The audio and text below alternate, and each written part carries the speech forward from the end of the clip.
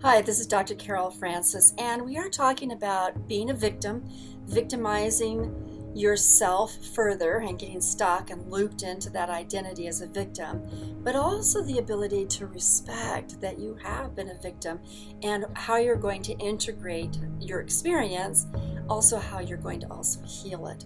And this particular class is about the physiology of being a victim. So your body has built in it amazing a matrix of responses when it is just trying to help you endure and survive until you can finally escape. And all three of those stages, endure, survive, escape, have physiological things that are going on inside you. The recovery process, we could say, is a way of trying to return your physiology back into the healthiest version of you before you experienced any of this abuse. Now, mindful, some of you are child abuse recoverers, and you don't have a lot of experiences or a lot of memories that help you be able to reference what it was like to be healthy and to have a healthy body prior, because you were always dealing with having to cope with really horrible abuse. In which case, we have to work with you from the standpoint of how do you create a non-victim physiology. And that in of itself is very important. So let me just go, we're talking about neuropsychology, we're talking about neurology, we're talking neurobiochemistry, we're talking about the electronics throughout your whole body.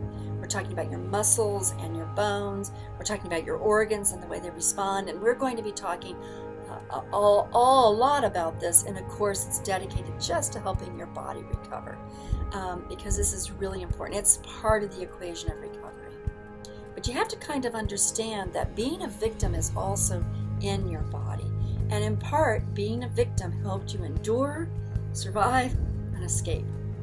Because you knew you had to get through this to finally get to the point where you could actually get the oomph to escape, which took a lot of whatever, right? And then you have to also have a lot of physiology as you recover. The primary things you have to always do, these are just like guidelines for everything in mental health. Sleep, good food, good whole foods, wholesome foods on a regular basis, regulated throughout the day, a reduction of bad foods, and you know what they are, I don't need to review that. Good hydration, which includes not necessarily just water, but anything that has electrolytes in it as well. So hydration, keeping your body very fluid and free, and cleansing your body out, sweating, urinating. You want good fluids so that there's that moving. Your brain really needs liquids. Your blood needs to be liquefied as well. The biochemistry in your body needs to flow through the liquid. So very, very important. And supplements, those are very important sorts of things. Now, also exercise. And so sweat for 20 minutes a day at the very least. That would be my advice. Okay, so sleep, good eating, good supplements, exercise. That's the formula for life, really, right? So, but the more you are able to improve those things, the more you support your body shifting from the physiology of a victim over into the physiology of someone who's living a life that the body is getting the nutrition that it needs. In addition, your body needs love, good healthy touch, and movement, muscle tone, and strengthening. It needs alignment. It needs a lot of things that you're going to have to work on, either with a trainer or a chiropractor or an acupuncturist or a really good naturopathic doctor, or maybe a physician that's really tuned in to abuse and trauma recovery physiology. Okay, so those are the remedies that you want to put in place. But now let's go over here and look why your body understands that you've been a victim and holds on to it.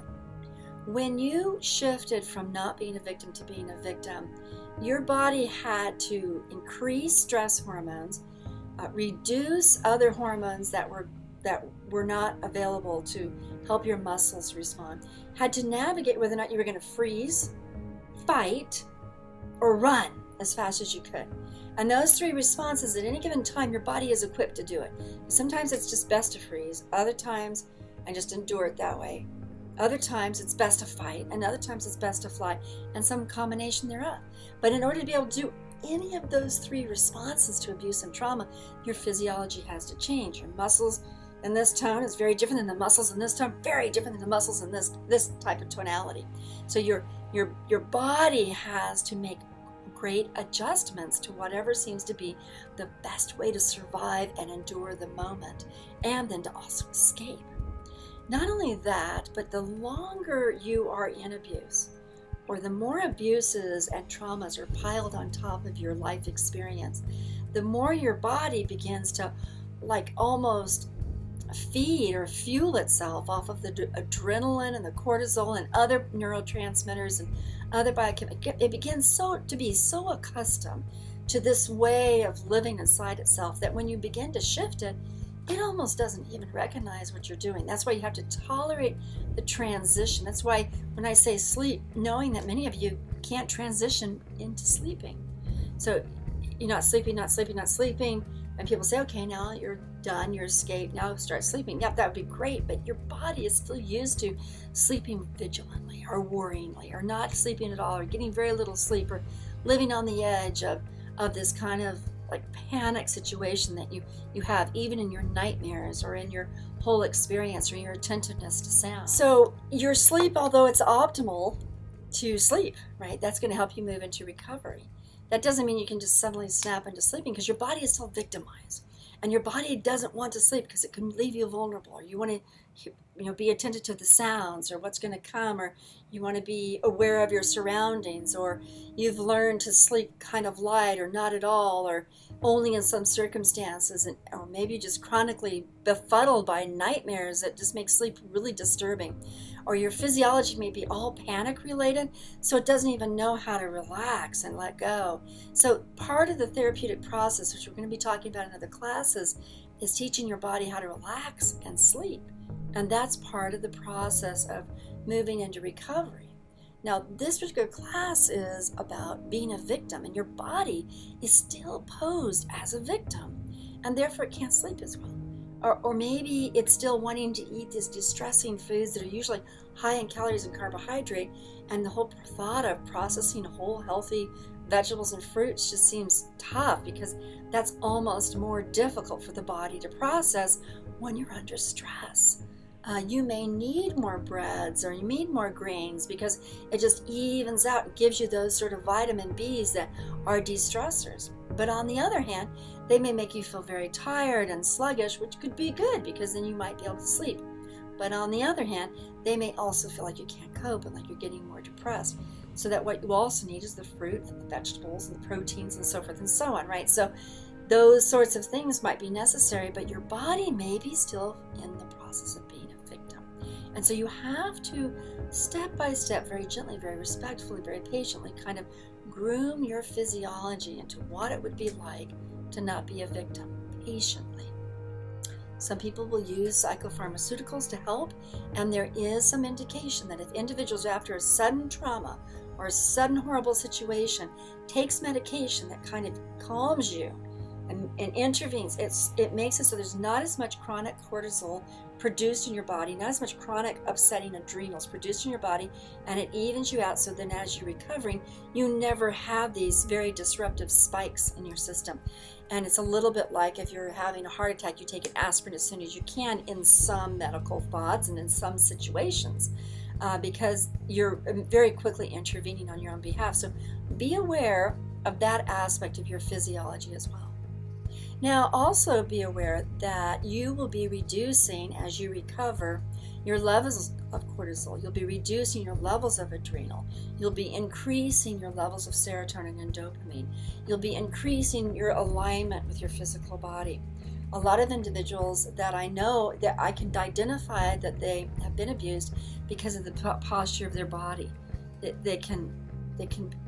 will be out of alignment and not even know it. If they're lying straight, they're actually in crooked, and you can tell which parts of their body have actually been harmed because of a lack of alignment. So the process of aligning by way of gentle exercise, Tai Chi, Qigong, Pilates, yoga, very helpful, because they move your body and your muscles into the state of alignment while also moving in flow, which also helps your muscles remember what it's like to flow, be strong, be erect, be linear, and be able to coordinate the whole body in a very gentle, loving sort of format and not in a hard pitch. On the other hand, there are some individuals that will never get out the stress in their shoulders or their back or their muscles or their anger because they're just all so like ready to punch, and they do need the boxing classes and the martial arts and the aggressive sort of activities in order to be able to express that angst and anger, because your body is still being a victim and you're still angry and you're still upset, or you're still in flight, or you're still in fight. You may not be in freezing, because you're most likely, if you're in freezing, you're not doing a lot of fighting. And sometimes one way to recover is to learn how to fight. And then you move your body, and it shifts out of fright and frozen and into movement and into self-protection and into not being a victim, but into being a conqueror, a hero, someone strong and capable. So what I'm suggesting by all of these sorts of things is to be completely attentive to your body's memories of being a victim. And it remembers it biochemically, it remembers in the way you're wired, in your brain, it remembers it in your muscles and your skeletal structure. And now I'd like to also say that your heart will remember it too. And what's painful is that if you've gone into panic, it's very hard not to be terrified of going into another state of panic. And your heart may have these dysrhythms or this irregularity, this erraticness, because it's just used to being, responding to the startle. So your heart is one organ out of your whole body. You might find that you have a sensitive intestinal tract, that you either void too much or you hold on too much, again, related to the terrors, the traumas, the hideousness of being victimized. And your intestinal tract may actually hold on to some of these sorts of victimized processes. As long as your body's still feeling like a victim, your mind does too, and so does your emotions, because your emotions hook into how your body feels. Your emotions are also impacted by the flow of the biochemistry behind emotions.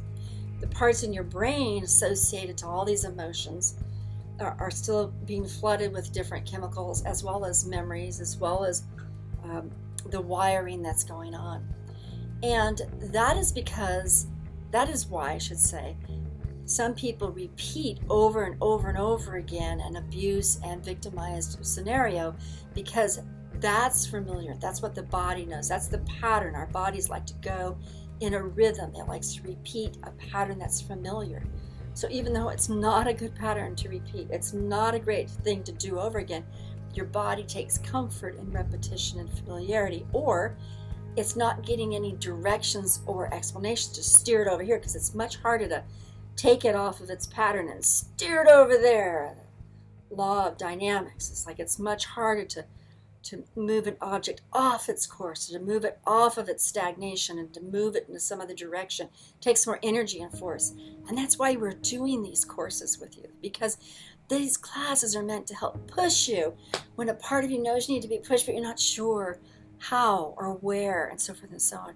So you push your body into remembering or into creating the you that is not in connection to being a victim, so that your body begins to build a consciousness of the new you, instead of just reenacting either the victim you, the you that survived and endured and still is enduring and repeating that, or the you that escaped and still feels like you need to escape, and your body keeps saying, I got to get out of here, I got to get out of here. You have those nightmares, got to get out of here. That escaping you, all of those things are so important. And if your body is still living them, then it's going to be hard for you to feel like you can move on. But you're the one that has to organize the activities for your body so that it learns new patterns. You shift it and you teach it this pattern. It's also your mind and your thoughts and whatever people like me that you engage that help take your mind and tell your body, we're no longer there, we're over here. Now, I hope this helps you realize that one reason that you loop around in your victim identification is because you haven't realized that your body needed to be liberated from what you went through in terms of its memories and its patterns and its neurochemistry. And that is really important for the people who are helping you to learn as well, so they don't blame you for being stuck and you feel totally stuck because you can't get your body out because you didn't even realize you needed to bring your body with you, evolve your body as well. Okay, we're going to talk about the next step of getting free of victim identification when it doesn't serve you in the next class.